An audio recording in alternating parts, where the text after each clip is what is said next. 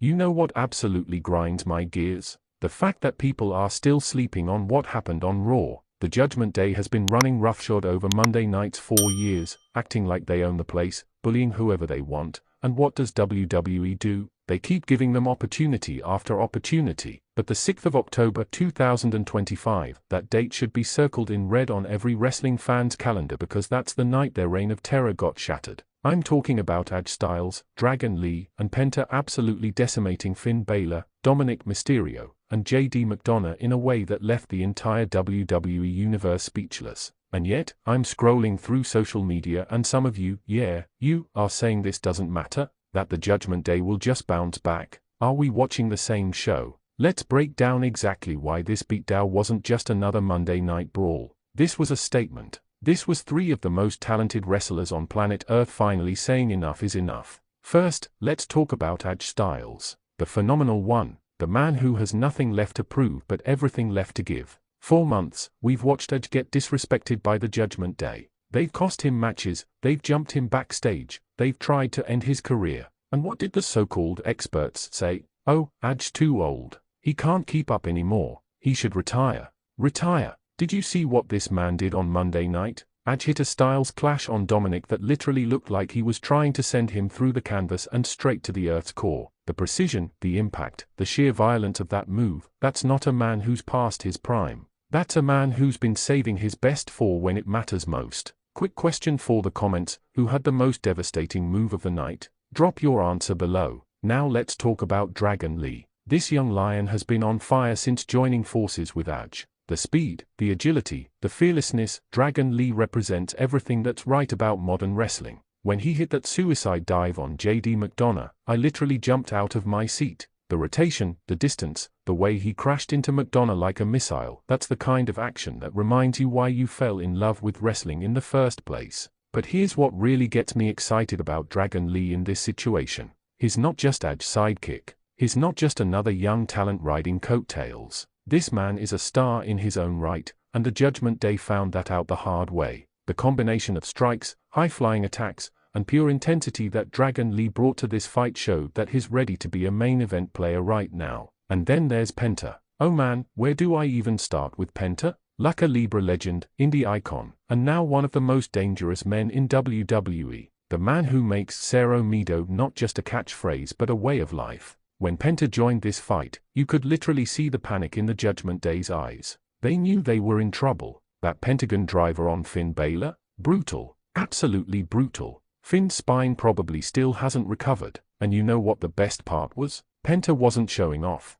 He wasn't grandstanding. He was there to inflict pain, to send a message that the Judgment Day's days of running roughshod over everyone are over. Drop a comment, which Judgment Day member took the worst beating? Let's debate. But here's what really makes this moment historic, and why I'm honestly angry that more people aren't talking about it. This wasn't just about the match itself. This was about justice. 4 months, the Judgment Day has been using their numbers advantage to dominate Raw. They've attacked legends, they've cost people championships, they've made Monday nights almost unwatchable with their constant interference and cowardly tactics. And what did WWE management do? Nothing. They just let it happen week after week. Well, AJ Styles got tired of waiting for someone else to solve the problem, so he built his own army. He found 2 warriors who share his hunger for justice, who aren't afraid of the Judgment Day's reputation, and who were willing to stand up and fight. This is what wrestling is supposed to be about. Not corporate sponsors and social media metrics. It's about warriors standing up against oppression.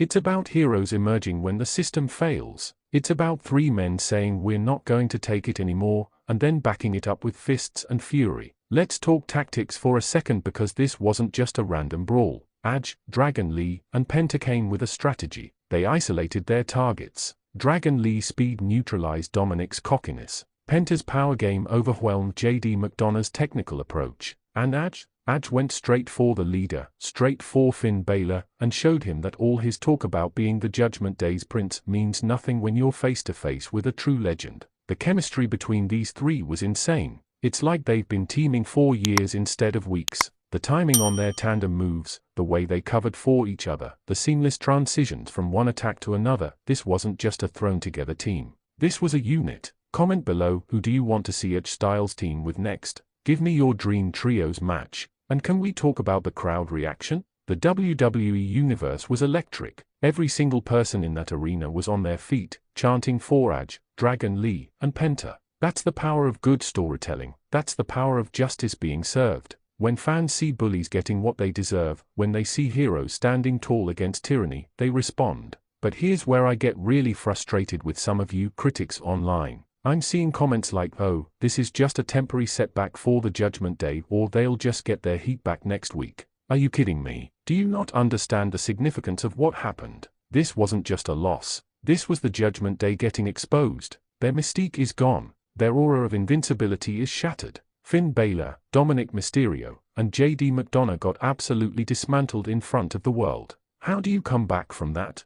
How do you rebuild that fear factor when everyone just saw you get beaten down like common jobbers? The answer is you don't. This is the beginning of the end for the Judgment Day as we know them. Mark my words, this faction is going to start crumbling from within. When you get embarrassed like that, when your whole tough guy image gets destroyed, the cracks start showing, the finger pointing begins, the blame game starts. We're going to see this group implode, and I'm here for it. Edge Styles just proved that experience and heart will always triumph over numbers and cowardice. Dragon Lee proved that the future of WWE is in excellent hands. And Penta proved that Lucha Libre legends can thrive anywhere, on any stage. Final question for engagement: do you think this is the end of the Judgment Day, or will they come back stronger? Drop your prediction in the comments right now. This moment on Raw wasn't just another segment. It was a revolution. It was a statement that the locker room isn't going to tolerate the Judgment Day's garbage anymore. It was proof that when real warriors unite, no faction, no matter how dominant they seem, can stand against them.